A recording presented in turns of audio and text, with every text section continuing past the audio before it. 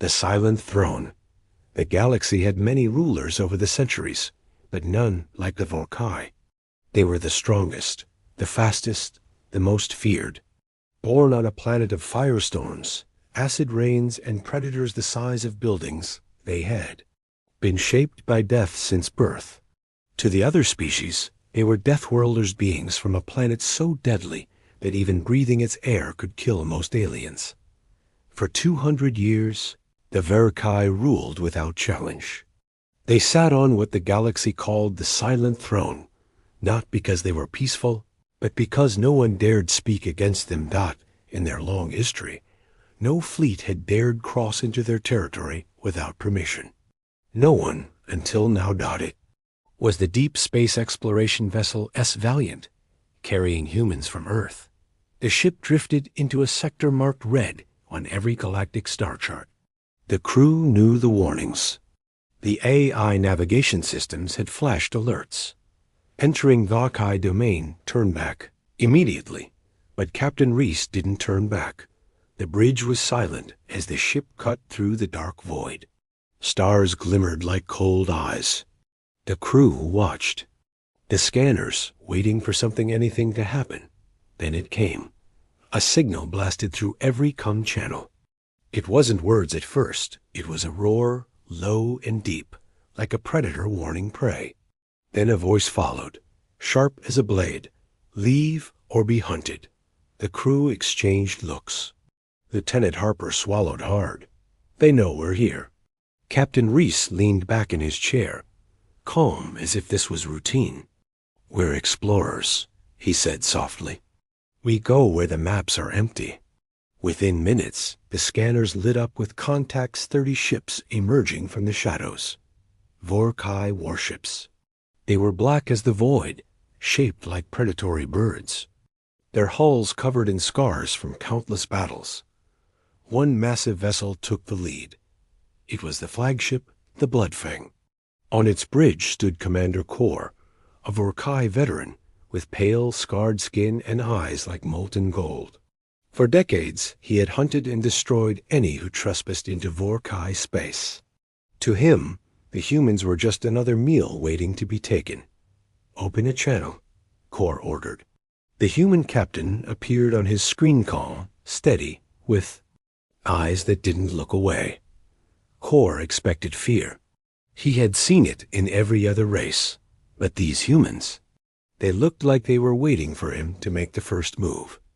You have crossed into Vorkai territory, Kor growled. This is forbiddance. You will turn around, or your ship will be torn apart. Captain Reese didn't flinch. We mean no harm. But Earth doesn't recognize your claim to this sector. We'll be charting it. Kor's lips curled into something, between a smile and a snarl. You think you can stand against the Vorkai?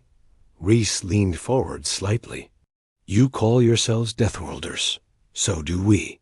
For the first time in years, Kor paused. The word Deathworlder was sacred among his kind. It was a title earned through blood and survival, not taken lightly. And here was a human, claiming it without hesitation. Kor decided he wanted to see these humans up close. Prepare to be boarded, he said. The docking clamps connected, and the Vorkai boarding party stepped into the Valiant's hangar bay. They were massive, 7 feet tall, armored in dark plates, carrying weapons that hissed with energy. They expected the humans to stand back. Instead, the human soldiers were already there, waiting, weapons lowered but ready. Sergeant Cole, the Marine squad leader, met the Vorkai's gaze without fear. The two groups stood face to face, neither moving, neither looking away. It was like watching two apex predators sizing each other up in the wild. Kor stepped forward, his claws clicking. On the floor. You claim to be Deathworlders. Prove it. Sergeant Cole didn't answer. He simply reached into his pack and pulled out a small steel blade. Not energy forged, not plasma powered, just a piece of sharpened earth steel. And yet, when Kor looked at it, something in his instincts shifted. This was no ceremonial blade. This was a tool made to kill. On the bridge, Reese spoke quietly into the com. "Lieutenant, prepare the scans. Let them see what Earth has survived." A moment later, the Vorkai screens filled with images from human history massive predators. From Earth's past, deadly jungles, frozen wastelands, volcanic islands, endless deserts. For the first time in 2 centuries, Commander Kor felt something alien. Something he hadn't felt since he was young. It wasn't anger. It wasn't curiosity. It was caution. These humans might not be prey at all. The docking bay grew silent. The air was heavy. Somewhere deep inside, every Vorkai warrior present felt the same thing. For the first time in their rule, they might not be the only Deathworlders in the galaxy. Asterisk. Predators meet predators. The Vorkai did not often step foot on foreign ships. When they did, it was usually over the broken bodies of those who stood in their way. But this time was different. Commander Kor walked through the docking bay of the SS Valiant, flanked by 6 of his finest hunters. Their black armor caught the light, and their claws tapped a slow, deliberate rhythm on the metal floor. Every movement was a silent warning. We are the rulers here. And yet, the humans didn't step back. Sergeant Cole and his squad stood waiting in the center of the hangar. They wore no heavy armor, just standard Earth combat gear, dark and worn from use. But their weapons were ready, hands loose, eyes calm. One of Kor's hunters took a step forward, towering over Cole, expecting a flinch. Cole didn't move. His eyes narrowed slightly, as if he were sizing up a dangerous animal.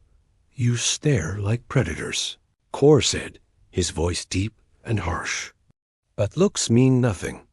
Cole's lips curled into the faintest smile. "Where we come from, Commander, you don't survive if you hesitate." The words meant little to Kor until his hunters caught the smell. It wasn't fear.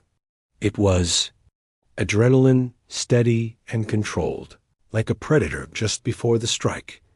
One of the humans shifted slightly, revealing something on his belt. Not a plasma pistol, not an energy blade. A steel combat knife, old-fashioned and deadly. The Vorkai's instincts stirred. Steel wasn't used in the galaxy anymore. It was too close, too personal. Energy weapons killed clean. Steel killed slow. Kor's gaze met Reese's across the hangar. "You carry weapons from another age," Kor said. Reese didn't look away. "We carry what works." Kor wanted proof. "Then show us." "We hunt on our world. No prey survives. Come and prove your claim as Deathworlders." Lieutenant Harper whispered to Reese, "Sir, it's a trap." Reese answered without hesitation, "Of course it is." Hours later, the humans stood aboard the Vorkai flagship Bloodfang. The corridors were lined with hunting trophies, skulls, fangs, claws from creatures beyond imagination. The air was heavy with the scent of oil, metal, and something faintly coppery. Blood. Vorkai warriors followed them at every step, watching, testing. They moved like wolves circling strange newcomers, waiting for a weakness. But the humans kept moving, silent, alert, eyes scanning everything. Korr stopped before a massive viewport showing his homeworld below, a sphere of green-black forests, molten rivers, and jagged mountains that cut through storm clouds. Lightning danced across the horizon. "This is Vorkai Prime," he said proudly. "Every creature here can kill you. The air itself will burn your lungs." Reese glanced at the planet, then back at Kor. "Sounds like home." Kor's eyes narrowed. "You mock us." "No," Reese replied. "I understand you. You're predators. But so are we." The Vorkai laughed a low, rumbling sound that echoed in the steel corridors. "Predators? You are soft. I will see how long you last." Kor turned to his second-in-command. "Release the hunt." On Vorkai Prime, the skies opened in a roar of thunder as the drop pods prepared to launch. Humans and Vorkai stood together in the loading bay, each side gripping their weapons. The rules were simple. Survive for 3 days. Kill anything that hunts you. Return alive. If you can dot. As the drop alarm sounded, Sergeant Cole leaned toward Reese. They think we're the prey. Reese's voice was calm. Then let's teach them what Earth prey can do. The pods slammed into the surface, breaking through dense jungle canopy. Within moments, the humans were moving quiet, controlled, coordinated. And somewhere in the trees above, the Vorkai hunters were already watching them. But the Kai didn't know that the humans were watching back, because this was no prey's walk through the forest. This was predators meeting predators. Asterisk. The first clash, the jungle of Vorkai Prime was alive with sound-low growls, the hiss of unseen creatures, the crackle of storms rolling above. Every shadow seemed to move. Every leaf could hide teeth. The Vorkai hunters spread out. Silently, they knew these lands better than anyone. To them, the humans were nothing more than an interesting warm-up before the real hunt began. But within an hour, that certainty began to crumble. Sergeant Cole's team moved like shadows through the undergrowth. They didn't charge blindly. They didn't shout or posture like some alien warriors did. Instead, they listened. Cole knelt, touching the ground. 3, maybe 4 of them, moving to flank us. Private Diaz raised an eyebrow. You can hear that? Cole's eyes stayed forward. No, I can feel it. Up in the trees, 2 Vorkai hunters watched, ready to strike. One leapt down with claws, bared only to crash into the dirt. The humans had moved seconds before. He landed. In the same instant, Diaz stepped out from cover and pressed a blade to the back of the fallen hunter's neck. Not killing, not yet. Just a warning. The Vorkai froze, shocked. Prey didn't dodge ambushes. Prey didn't spare. Commander Kor watched from a high ridge, his visor tracking every movement. He expected panic. Instead, he saw patience. The humans weren't running from danger. They were shaping it. He turned to his second-in-command. They're hunting us back. By midday, the jungle was littered with signs of human traps. Weighted vines swung down across game trails. Sharp. Stakes were buried in shallow pits.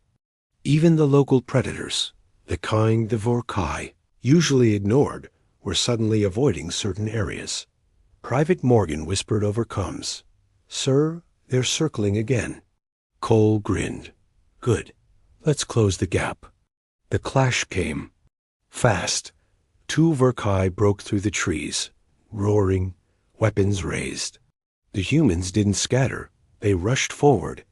Diaz rolled under a swinging blade, slamming a shock charge to the attacker's knee. The blast dropped the Vorkai instantly. Morgan parried a claw strike with his combat knife, driving it upward into the enemy's shoulder, not deep enough to kill, but enough to send a message. Within moments, the Vorkai were forced to retreat. It was the first time in centuries. They'd been pushed back on their own soil. From his vantage point, Kor's claws tightened on his weapon. He had to admit this was no ordinary fight. And somewhere deep inside, a dangerous thought took root. If they can do this now, what will they be capable of later? As night fell, the jungle changed. The heat dropped. The sounds shifted. Glowing. Eyes began to appear in the darkness, creatures that even the Vorkai respected. Cole's voice came over the human comms. They're bringing in more hunters tomorrow. They think they can wear us down. Reese's voice answered, low and steady. Then tomorrow, we stop playing defense.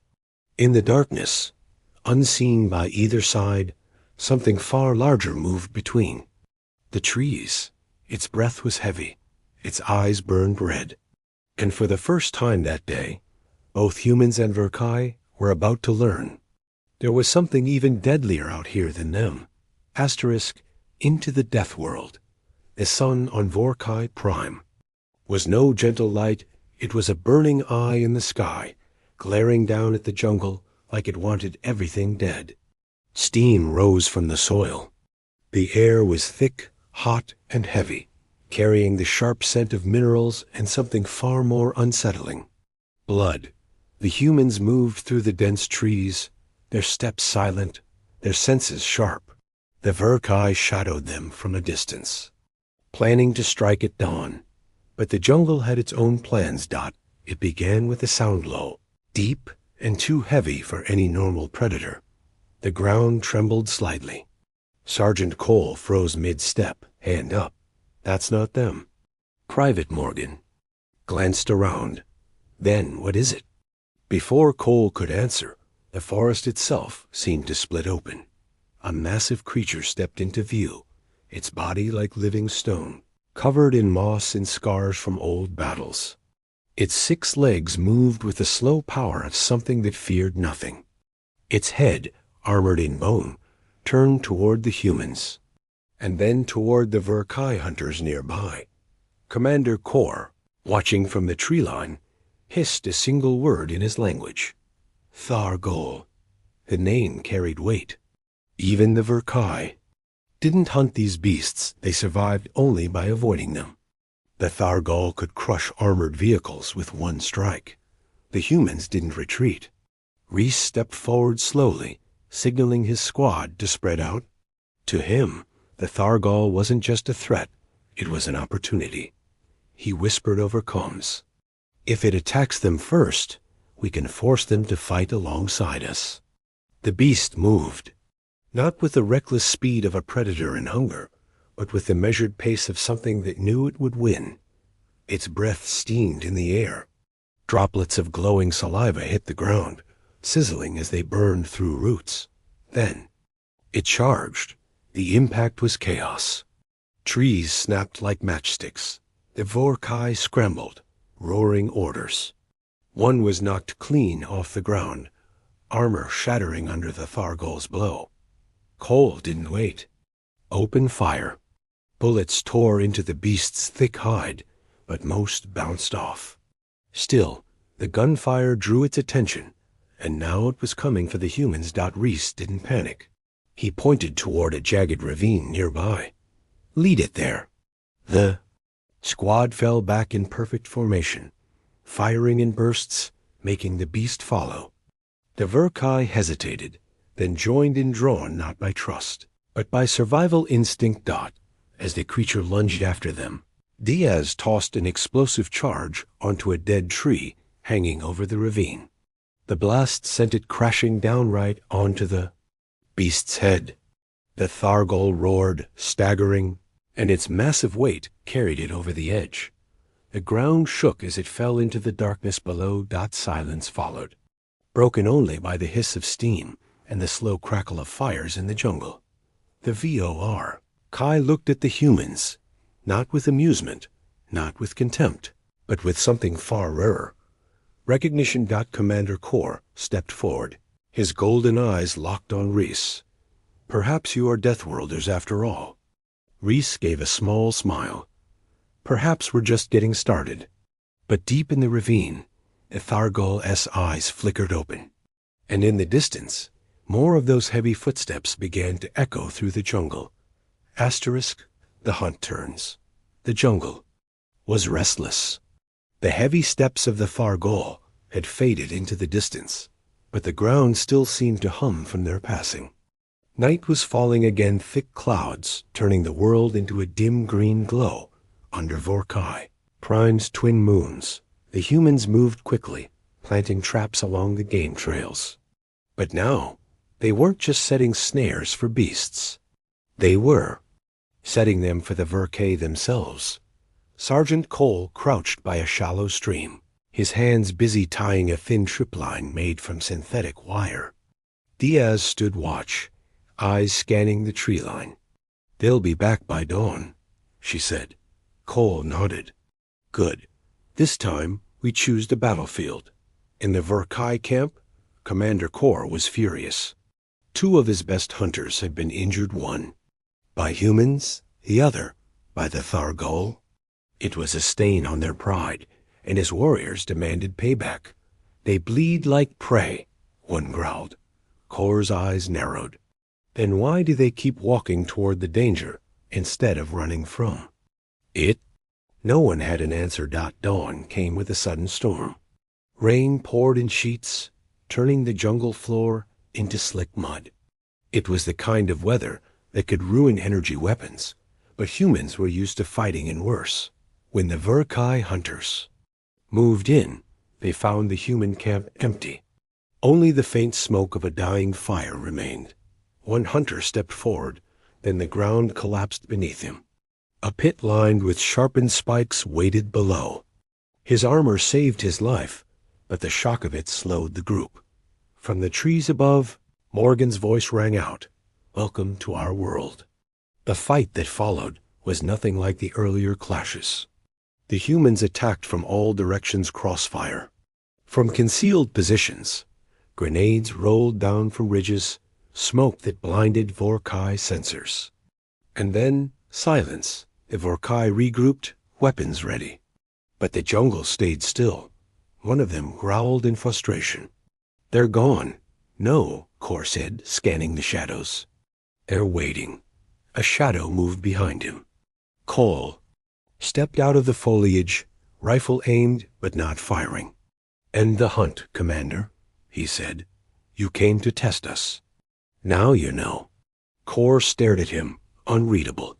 In his own culture, to be cornered and still stand your ground was a mark of strength. Before either side could speak again, a roar shook the air louder than before. The Thargol was back. And this time, it wasn't alone. The trees split apart as two massive shapes moved into the clearing. Their eyes glowed like molten rock. Their jaws dripped with acid saliva. Kol stepped back beside Kor without hesitation. "Still want to keep fighting each other?" Kor's claws flexed. "Not today."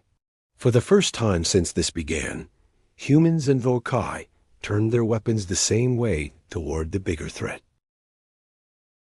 Allies in the fire, the clearing erupted into chaos. The first Thargol lunged, snapping entire trees in half as it charged. The second circled wide, its 6 legs moving with eerie speed for something so huge the humans and Vorkai didn't speak, didn't plan it, was pure survival instinct. Both sides opened fire. Sergeant Cole's rifle barked short, controlled bursts, aiming for the creature's eyes. Beside him, a Vorkai hunter hurled a spear with such force it split the air. The weapon struck deep into the beast's shoulder, making it roar in rage. The second Thargol swung its head, catching a Vorkai in its jaws and throwing him like a ragdoll into the undergrowth. Reese's voice cut through the combs. "Pull it toward the ridge." Rain poured harder, hissing as it hit the Thargol's hot skin. Steam rose in clouds, making the whole battlefield look like it was burning. Energy blasts lit up the mist, flashing blue and red in the darkness. Morgan slid down a muddy slope, planting a satchel charge at the base of a half-fallen tree. 30 seconds. She shouted, retreating just as the first Thargol smashed through the clearing. The explosion brought the tree crashing down across its back, pinning it for a moment, just long enough for the Vorkai to swarm it, striking at the gaps in its armor. The second beast wasn't slowing. It plowed through the mud straight toward Reese and Kor. For a heartbeat, the two leaders locked eyes, no words. Just a silent agreement. Reese moved left. Kor moved right. Their attacks came as one Reese's plasma rifle burning a hole into the beast's neck while Kor leapt high, claws tearing deep into exposed flesh. The creature screamed, its voice shaking the ground. Cole grabbed a flare from his belt and lit it. The bright red glow cut through the rain, drawing the beast's attention. "Over here, ugly," he yelled, sprinting toward the ravine. The beast followed, blinded by fury. At the edge, Cole dove aside, and the Vorkai hurled a thermal charge directly under its belly. The blast was deafening. The Thargal stumbled, legs buckling, before collapsing halfway into the ravine. The battle slowed. The rain washed away the blood, but the smell of it still hung heavy in the air. Humans and Volkai stood together, panting, weapons lowered. But ready, one Volkai stepped toward Cole, clicking his claws in a gesture of respect. "You fight like kin," he said. Cole gave a short nod. "You too." Kor looked at Rhys. "This hunt is over. You have proved what you are." Rhys's answer was simple. "Not prey." In the distance, faint roars echoed through the jungle. More Thargal. Not close yet, but coming. Kor's eyes narrowed. "Then perhaps we hunt together." 2. Deathworlds, one galaxy. The battle was over, but the jungle still whispered with danger. Steam drifted from the dead Thargal, its massive body lying half in the ravine. Rain tapped softly on helmets and armor as the survivors stood in silence, listening for more footsteps that never came. Finally, Commander Kor stepped forward. His golden eyes locked on Captain Rhys. "You have fought beside us," Kor said, his voice low but steady. "You have saved Volkai lives. And you have killed what we feared." Rhys didn't smile. "This was never about proving who's better. It's about proving we're not prey." "We never were." The Volkai hunters exchanged glances, some uncertain, some thoughtful. For generations, they had believed themselves the only Deathworlders in the galaxy. But now, standing face to face with the humans, they knew the truth. There were two. Hours later, inside the Volkai High Council chamber, the debate began. Some demanded the humans be destroyed before they became a threat. Others argued that no one else could fight beside them as equals. Kor silenced them with a single roar. "These humans have earned our respect in blood. They are not our prey. They are our kin." The chamber fell quiet. One elder finally spoke. "Then, will we hunt together?" When the council's decision came, it echoed across the galaxy. The Volkai and humanity had formed a pact and alliance of predators. Where once there had been one apex species, now there were two, united by survival, forged in battle. Weeks later, at the edge of known space, the galaxy watched in fear as two fleets emerged from hyperspace. Volkai warships and human carriers moved side by side, their weapons systems armed, their banners flying together. Rhys stood on the bridge of the ESS Valiant, looking at the endless stars ahead. Beside him, Kor's image appeared on the comm. "Where to first, Captain?" Rhys's answer was simple, but it carried across every open channel. "Where the prey still think they rule." From the distant worlds to the great trade routes, whispers spread fast. The galaxy's deadliest species were now hunting together. And for the first time in centuries, every empire, every fleet, every warlord felt the same thing: fear. Asterisk.